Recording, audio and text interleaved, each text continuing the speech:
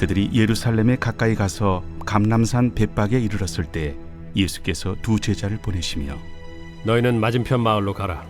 그리하면 곧 매인 나귀와 나귀 새끼가 함께 있는 것을 보리니 풀어 내게로 끌고 오라. 만일 누가 무슨 말을 하거든 주가 쓰시겠다 하라. 그리하면 즉시 보내리라. 이는 선지자를 통하여 하신 말씀을 이루려 하심이라. 시온 딸에게 이르기를 내 왕이 내게 임하나니 그는 겸손하여 나귀 곧 멍에 매는 짐승의 새끼를 탓도다 하라. 제자들이 가서 예수께서 명하신 대로 하여 나귀와 나귀 새끼를 끌고 와서 자기들의 겉옷을 그 위에 얹음에 예수께서 그 위에 타시니 무리의 대다수는 그들의 겉옷을 길에 펴고 다른 이들은 나뭇가지를 베어 길에 펴고 앞에서 가고 뒤에서 따르는 무리가 소리 높여 이르되 호산나 다윗의 자손이여 찬송하리로다. 주의 이름으로 오시는 이여 가장 높은 곳에서 호산나. 예수께서 예루살렘에 들어가시니 온 성이 소동하여 이는 누구냐? 갈릴리 나사렛에서 나온 선지자 예수라. 호산나 호산나 호산나 높은 곳에서 호산나. 네, 이렇게 환호하며 찬양하는 소리가 2000년 전 오늘 본문의 풍경이었습니다. 예수님께서 예루살렘으로 입성하실 때 사람들은 종려나무 가지와 자신들의 겉옷을 펴고 흔들면서 호산나 외치면서 예수님의 예루살렘 입성을 축하했는데요. 오늘 본문 말씀을 같이 살펴보면서 그날의 풍경이 어떠했는지를 통해 오늘의 우리의 삶에 적용해보는 시간을 갖길 원합니다.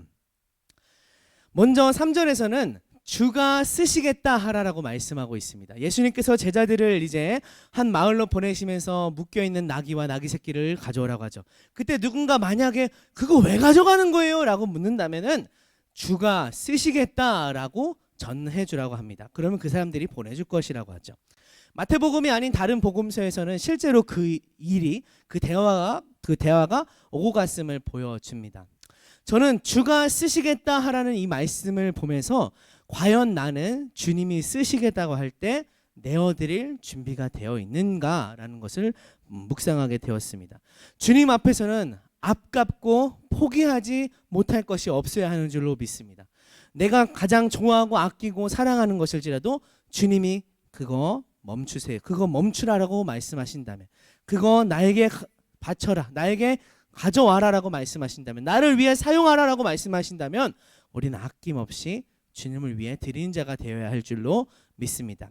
또 한 가지는요, 어쩌면 만약에 제가 예수님께서 저를 보내셔서 주가 쓰시겠다라고 하라고 이렇게 전하고 나귀를 가져오라고 명령하신다면 저는 조금 당혹스러울 수도 있을 것 같습니다. 혹시 남이 나를 도둑으로 오해하면 어떡하지? 만약에 내가 예수님이 말씀하신 것처럼 주가 쓰시겠다고 하십니다라고 전했을 때 그 사람이 나에게 나귀를 안 빌려주면 어떡하지? 라고 이렇게 걱정하는 마음이 저에게는 조금 들 것 같습니다. 하지만 이렇게 당황스러울 수도 있는 명령에 예수님의 말씀이라면 무조건 순종하는 저와 여러분이 되길 소망합니다. 예수님은 말씀을 이루시는 분이십니다. 예수님의 말씀은 1.1획도 변개함 없고 오차도 없고 천지가 생겼을 때부터 다시 없어지고 이 세상의 끝날이 올 때까지 1.1획도 변개함 없는 항상 승리하는 이루어지는 말씀인 줄 믿습니다. 예수님이 말씀하실 때 그 말씀에 순종하는 저와 여러분이 되길 소망합니다. 두 번째로 오늘 본문의 풍경에서 묵상했던 점은 5절 말씀에서 예수님께서 겸손하셔서 나귀 새끼를 타셨다라는 그런 말씀을 묵상하게 되었습니다.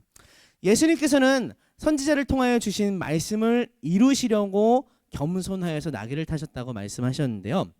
말을 탄 정복자의 모습이 아니라 겸손한 섬김의 모습으로 나귀를 타신 예수님을 본문에서는 말씀하고 있었습니다.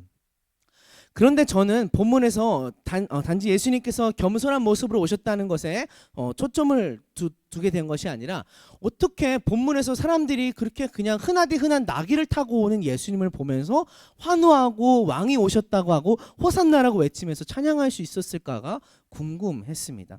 물론 이 사람들은 유대인들은 구약에 정통한 사람들이었기 때문에 나귀를 타고 오신다는 메시아의 예언을 알고 있었고 당시에 예수님이 굉장히 유명한 분이셨기 때문에 또 예수님의 사역을 보면서 예수님이 메시아일 것이다라고 하는 사람들이 기대가 있었기 때문에 나귀를 타고 오시는 모습을 보면서 충분히 예수님이 왕으로서 이 세상에 오셨음을 알고 환호하고 찬양했을 것이다라고는 생각할 수 있었습니다.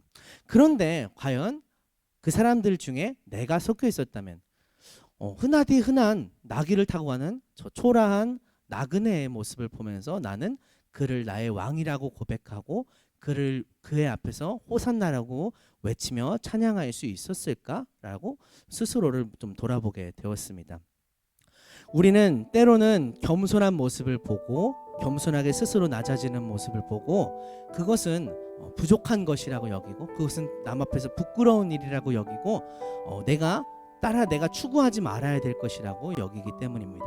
남 앞에서 낮아지는 것보다는 높임 받기를 원하고 남들 앞에서는 내 얼굴이 서는 것을 원하고 내가 조금 더 드러나는 것을 바라고 그것을 따라가는 모습이 우리 가운데 있기 때문입니다.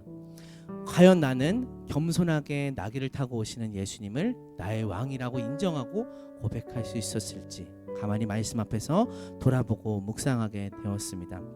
오늘 예수님의 겸손을 깊이 묵상하는 저와 여러분이 되길 원합니다. 겸손한 행동을 부족하고 부끄러운 행동으로 여기는 것이 아니라 예수님을 닮은 겸손한 행동을 우리의 가치로 삶아서 우리의 삶의 가치로 삶아서 남들 앞에서 낮아지고 또 남들 앞에서 겸손하고 하나님 앞에서 겸손한 저와 여러분이 되길 소망합니다. 그리고 겸손한 모습으로 오신 분이지만 비천한 모습으로 오신 분이지만 스스로 낮아지신 예수님을 마음껏 누리고 경배하는 저와 여러분 되길 소망합니다. 그리고 오늘 하루 우리가 호산나 크게 외치며 우리의 왕 되신 예수님, 우리를 구원하신 예수님께 크게 기쁨의 찬양을 올려드리는 하루가 되길 축복합니다. 함께 기도하겠습니다. 사랑과 겸손함으로 이 땅에 오신 예수님의 겸손을 바라보며 그 앞에 교만한 우리 모습을 한없이 부끄럽게 여기게 하여 주시옵소서. 겸손한 모습으로 오신 예수님을 닮아서 이 땅, 이 나라에 있는 영혼들을 섬기며 우리의 이웃을 섬기며 하나님 앞에서 하나님을 섬기는 자들이 되게 하여 주시옵소서.